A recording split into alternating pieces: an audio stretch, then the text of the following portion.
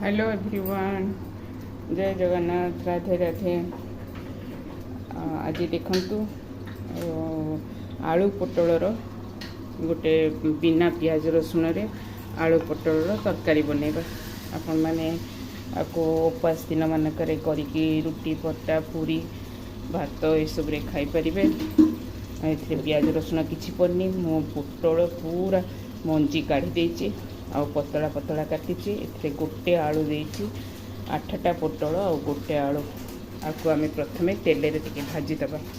एथिरे मसला पई मु नेछि 2टा टमाटो, गोटे तेजपत्र, 2टा सुखला लंका आ छोट अलैच 3टा, टिके दालचीनी आ अदा। आपको सब आम ग्राइंडिंग करदेबा आ टिके हेंगू पकेबा। बर्तमान कड़ाई बसैछि, आम एथिरे तेल पकेदबा। कड़ाई तेल पकई देछि, सोरिष तेल देछि। सोरिष तेल रे तरकारीटा बहुत टेस्ट लगे। आउ तेल पकेले प्रथमे टिके लुण देदेबा। लुण देले परिवाटा आमर जो कटा ही आलू पोटल एटा तले लागबनी, भल कि भाजी हो। तेल गरम हो जाइथिला, म आलू पोटल पकईदेली आ लुण तो टिके दे देइथिली। टिके हलदी एथिरे देदेबा आ सबको एका संगे भल कि भाजी दबा। भाजी गला परे यार तरकारी बनैबा। बर्तमान देखंतु पोटल आलू भाजी देली, अधा भाजी हो गला। आउ एबे सेई तेल रे जेतिकी तेल पकईथिले आउ टिके तेल पड़िला, सेई तेल रे टिके चीनी दे दबा। साधारणतः तरकारी पियाज तरकारी हो कि साधा तरकारी हो, टिके चीनी देले तरकारी रो टेस्ट आसे। टिके चीनी दे दबा आ तापरे हेंगू टिके दे दबा। हेंगू भाजी हो गला परे जो मसला ग्राइंड करके रखी जो सब देखई थी से मसला तापरे पकई दबा। सब मसला पकई देली, मसला भल कि फ्राए करदबा। एथिरे आधा चामच हल्दी पाउडर आउ कलर हवा पई काश्मीरी मिर्ची पाउडर आधा चामच, धनिया पाउडर आधा चामच और जीरा भी आधा चामच। एतक देकी आम भल कि आपको कषी दबा। तापरे आलू पोटल पकई पानी दबा।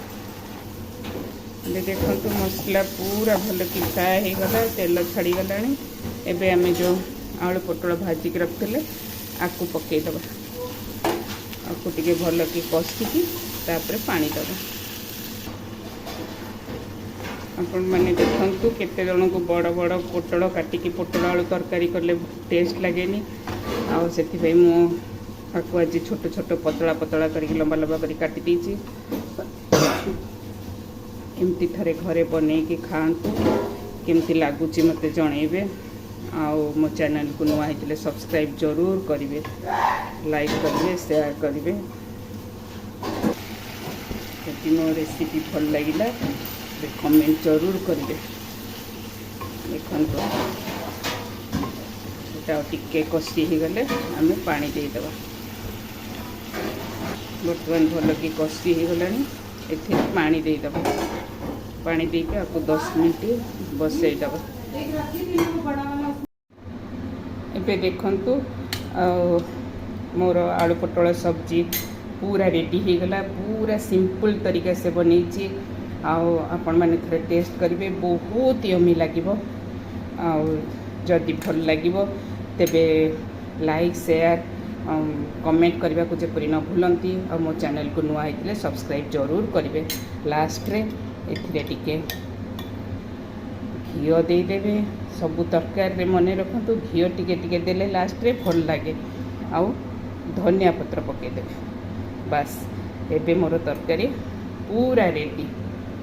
आपण मैंने निश्चय बनैकी खाइबे आ मते कमेंट करके जणाइबे। रहुची पुणी आ गोटे नुआ रेसिपी नहीं बहुत जल्दी आपण मन पाखु आसीबी। जय जगन्नाथ, राधे राधे।